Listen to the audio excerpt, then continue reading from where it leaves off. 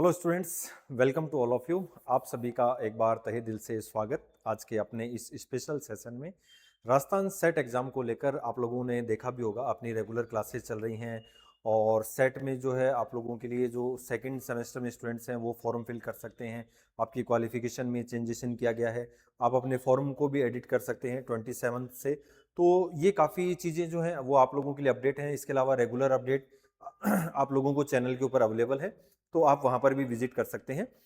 Students, यदि आप हमारे साथ पहली बार जुड़े हैं और राजस्थान सेट की तैयारी कर रहे हैं, यूजीसी नेट की तैयारी कर रहे हैं, पीएचडी या असिस्टेंट प्रोफेसर की तैयारी कर रहे हैं, तो आप लोग एक बार चैनल को सब्सक्राइब जरूर कर लें ताकि रेगुलर अपडेट आप लोगों को मिलते रहे।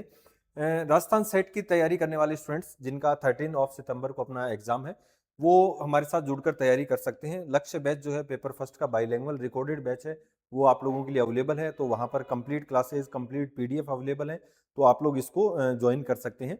कुछ स्टूडेंट्स का यूँ कहना है कि सर लाइव कोर्स अवेलेबल हो सकता है क्या? तो देखिए, समय कम है हमारे पास, लगभग जो है वो 1 महीने का समय बचा है अब एग्जाम के अंदर, या 10 दिन और मान लो, लेकिन 10 दिन पहले तो अपने को कोर्स कंप्लीट करवाना होता है। तो ऐसी कंडीशन में जो है लाइव कोर्स पॉसिबल नहीं हो सकता। लाइव क्लासेज यूट्यूब पर आप लोगों के लिए अवेलेबल है, जेआरएफ अड्डा पर आप लोगों के लिए अवेलेबल है, तो आप लोग वहां से उनको ज्वाइन कर सकते हैं। तो जेआरएफ अड्डा एप्लीकेशन पर आप लोगों के लिए जो है ये लक्ष्य बैच अवेलेबल है। साथ में यदि आप लोग नेट की तैयारी कर रहे हैं तो नेट की तैयारी के लिए आप लोगों के लिए दिसंबर साइकिल वाला बैच अवेलेबल है।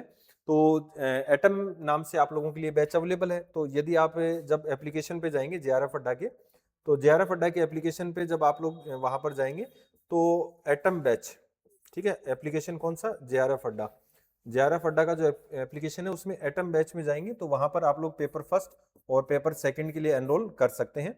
ठीक है, ऑफलाइन अगर आप लोग ज्वाइन करना चाहते हैं तो जेआरएफ अड्डा का जो ऑफलाइन सेंटर है जयपुर में, वहां पर आप लोग विजिट कर सकते हैं। त्रिवेणी पुलिया पर पेपर फर्स्ट और पेपर सेकंड, वहां पर पॉलिटिकल साइंस मैं आप लोगों को पढ़ाऊंगा, तो आप लोग बिल्कुल ज्वाइन कर सकते हैं मुझे।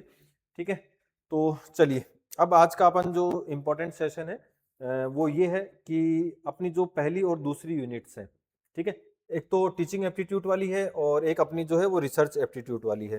तो काफी क्वेश्चंस यहाँ से आप लोगों से पूछे जाते हैं।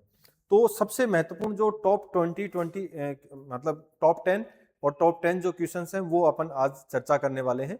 और मुझे लगता है कि कहीं ना कहीं आप लोगों को ये पढ़ के जाने चाहिए। जैसे आप ब्लूम का पढ़ते हैं वर्गीकरण, ब्लूम टेक्सोनॉमी अगर अपन बात करें आप लोगों से पूछे जाते हैं, या फिर मैं आप लोगों से बात करूं कि जो अपना मूल्यांकन है इवोल्यूशन, वहां से क्वेश्चन पूछे जाते हैं, प्लेगरिज्म से क्वेश्चन आते हैं, हाइपोथेसिस से क्वेश्चन आते हैं। आप लोगों के लिए जो है अपना डेजर्टेशन क्या होता है, रिसर्च प्रपोजल क्या होता है, तो इन सब चीजों से लेकर काफी क्वेश्चंस आते हैं। तो अपन इन सब चीजों को लेकर चर्चा करने वाले हैं और आप लोग जरूर इस वीडियो को देखना, वीडियो को अपने जो भी साथी हैं उनके साथ अधिक से अधिक शेयर करना।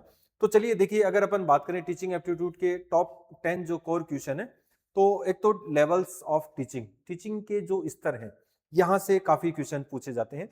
जैसे मेमोरी, अंडरस्टैंडिंग और रिफ्लेक्टिव लेवल।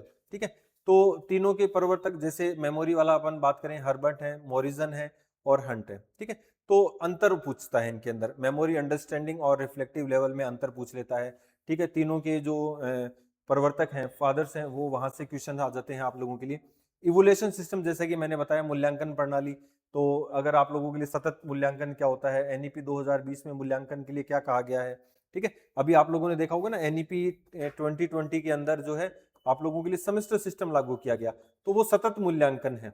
ठीक है, सस्टेनेबल जो है वो इवोल्यूशन है आप लोगों के लिए, यहाँ पर सतत मूल्यांकन की ये क्या करता है, बात करता है। फिर अगर अपन बात करें इसको लेकर, यहाँ पर कौन कौन से मूल्यांकन है, फॉर्मुलेटिव है, सुमेलेटिव है, डायग्नोस्टिक है, ठीक है, रचनात्मक, योगात्मक और निदानात्मक। फिर सीबीसीएस, चॉइस बेस्ड जो क्रेडिट सिस्टम है, ठीक है, यहाँ से क्वेश्चन आते हैं। राजस्थान के विश्वविद्यालयों से अपने लिए क्वेश्चन आ सकते हैं, यूजीसी से यहाँ पर आप लोगों से क्वेश्चन आते हैं। ठीक है, ब्लूम टेक्सोनोमी, जैसे मैंने आपको बताया, बहुत बार क्वेश्चन पूछे जाते हैं, तो ब्लूम का जो वर्गीकरण है वहां से क्वेश्चन आते हैं। कॉग्निटिव, ज्ञानात्मक, भावनात्मक, इफेक्टिव और साइकोमोटर, मनोगत्यात्मक जो है वहां से क्वेश्चन आते हैं। मेथड्स ऑफ टीचिंग आप लोगों से पूछता है, टीचिंग के मेथड जो है आप लोग, जैसे प्रोजेक्ट विधि है, आप लोगों की क्वेश्चन विधि है, प्रश्नावली विधि है। ठीक है, तो मेथड्स ऑफ टीचिंग में टीचिंग जो है सेंटर्ड वर्सेस जो है लर्नर सेंटर्ड, यानी कि छात्र केंद्रित और विद्यार्थी केंद्रित। ठीक है, और ब्रेन स्ट्रॉमिंग, ठीक है, आप लोगों का जो बौद्धिक अगर आप लोगों का इसमें होता है, प्रोजेक्ट मेथड होता है, स्वयं प्रभा, ठीक है। तो ये स्वयं और स्वयं प्रभा इनके आप लोगों को चैनल्स के मैं वीडियो एक अलग से अवेलेबल करवा दूंगा, ठीक है। स्वयं क्या है और स्वयं प्रभा क्या है, डीटीएच के 40 चैनल हैं, उनको याद करने पड़ेंगे, ठीक है। तभी आप लोग, ऐसे नहीं कि सेट इतनी आसानी से क्वालिफाई हो जाएगा। ज्यादातर सब्जेक्ट्स की देखना, जो ह्यूमैनिटीज के सब्जेक्ट है सबकी जो 65% प्लस है मेरिट, ठीक है। तो 65% प्लस और 65 से लेकर 70 तक है। तो ऐसी कंडीशन में सोच लो आप लोग क्या हम इजी वे में जो है अपना कोर्स कंप्लीट कर पाएंगे, या जो इनको है, देखिए वही 40 डीटीएच की संख्या है, और जो है क्वाड्रेंट्स की क्या है मूल अवधारणा, आईसीटी ऑफ टीचिंग, ठीक है। ऑडियो विजुअल एड्स हैं, टीचिंग एड्स होते हैं, ब्लेंडेड लर्निंग होती है, मिश्रित शिक्षण, ठीक है। कैरेक्टरिस्टिक्स ऑफ एडोलसेंट यानी कि जो किशोर अवस्था होती है, ठीक है। तूफान और झंझावत की जो अवस्था है वहां से विद्यार्थियों के लिए सामाजिक और भावनात्मक विशेषताएं, माइक्रो टीचिंग से क्वेश्चन आते हैं, ठीक है। और इसके अलावा देखो formative and creative reference testing, तो मापदंड संबंधी, ठीक है, रेफरेंसेशन और नॉन मानक संदर्भित परीक्षण, ठीक है।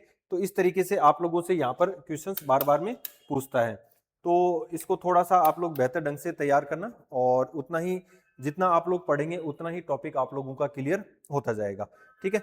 फिर इसके बाद अपन बात करें दूसरी जो अपनी यूनिट है, सेकंड यूनिट रिसर्च एप्टीट्यूड, तो उसके अगर अपन बात करें टाइप्स ऑफ रिसर्च, ठीक है, अनुसंधान के प्रकार, तो fundamental versus applied versus action, क्रियात्मक, ठीक है, तात्कालिक समस्या, फिर अप्लाइड होते हैं और फंडामेंटल्स होते हैं, ठीक है। जो रिसर्च के टाइप्स हैं उनकी अपन बात करेंगे। फिर अनुसंधान नीति शास्त्र, ठीक है, रिसर्च एथिक्स, तो प्लेगरिज्म, अगर आपने किसी का डाटा लिया है और उसको आपने सही उसको संदर्भ में नहीं डाला, बिब्लियोग्राफी क्या होती है, रेफरेंसेस क्या होते हैं, वेरिएबल्स क्या होते हैं, हाइपोथेसिस क्या होती है, ये सब पूछता है। डेटा फैब्रिकेशन और एथिकल गाइडलाइन, ठीक है। साहित्य चोरी जिसको अपन कहते हैं कि अपन ने दूसरे का डाटा अपने नाम से पब्लिश कर दिया। फिर हाइपोथेसिस टेस्टिंग परिकल्पना, तो जीरो हाइपोथेसिस होती है, अल्टरनेटिव हाइपोथेसिस होती है, ठीक है। इनमें जो एरर्स होते हैं उसकी बात करता है। सैंपलिंग टीचिंग, नमूनाकरण तकनीक, सैंपलिंग कैसे होती है, कैसे तैयार किए जाते हैं, ठीक है। और सैंपल वाला सबसे टफ काम होता है, हालांकि ये रिसर्च में जो स्टूडेंट जाते हैं उनके काम आता है, ठीक है। रैंडम होती है, सेट्रिफाइड होती है, नॉन प्रोबेबिलिटी सैंपलिंग होती है, आप खुद अपने सैंपल बनाओगे, आप कोई मानक सैंपल उठाओगे, ठीक है। शोध के चरण, तो रिसर्च स्टेप होते हैं समस्या की पहचान से लेकर रिपोर्ट लेखन तक उनका सही क्रम। फिर एपीए वर्सेज एमएलए, जो वर्तमान में चल रही है ना, अमेरिकन जो रेफरेंसेस देने की स्टाइल है, तो साइटेशन फॉर्मेट और इन टेक्स्ट साइटेशन में अंतर पूछता है। वही बिब्लियोग्राफी वगैरह क्या होती है, ये सब यहाँ से। फिर देखिए आप शोध गंगा होती है, शोध सिंधु होती है, ठीक है। तो वो जो रिसर्च होती है उनको कहाँ सुरक्षित रखा जाता है, कैसे वो चीजें काम करती हैं। फिर नेक्स्ट अपन बात करें क्वांटिटेटिव एवं क्वालिटेटिव रिसर्च है, तो मात्रात्मक और गुणात्मक अनुसंधान है, वेरिएबल्स हैं, चर्स हैं, इंडिपेंडेंस है और डिपेंडेंट है, और एक्स्ट्रा न्यूएस है, बाहरी है। और dissertation and thesis, MPhil, MA, PhD, MEd, इनमें काम आती है। Research tools and software, SPSS, NVivo, data संग्रह के साधन। तो इस तरीके से ये क्वेश्चंस आप लोगों से पूछे जाते हैं, ठीक है। तो ऐसे हर यूनिट के जो कुछ इंपॉर्टेंट क्वेश्चंस हैं वो मैं आप लोगों के लिए लेकर आऊंगा, और आप लोगों से उम्मीद यही है कि आप लोग इसको बढ़िया तरीके से देखें, बढ़िया तरीके से पढ़ें, ठीक है। हो सकता है अभी एक दो दिन थोड़ा सा मैं व्यस्त हूँ, इसके कारण क्लासें नहीं हो पाए, लेकिन आप लोग जो है अपनी प्रॉपर तैयारी में लगे रहें, बढ़िया करें, और शानदार तरीके से आप अपना एग्जाम क्वालिफाई करें। चलिए, इसके अलावा यदि आप लोगों को कोई जानकारी चाहिए तो आप लोग बिल्कुल कमेंट कर देना।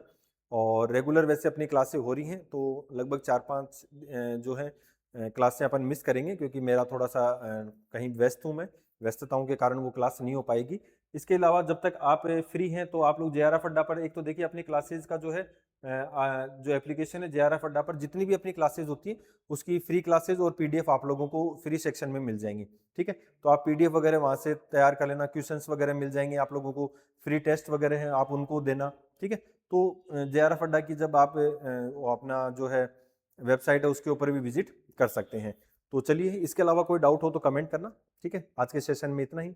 जय हिंद, जय भारत साथियों, धन्यवाद।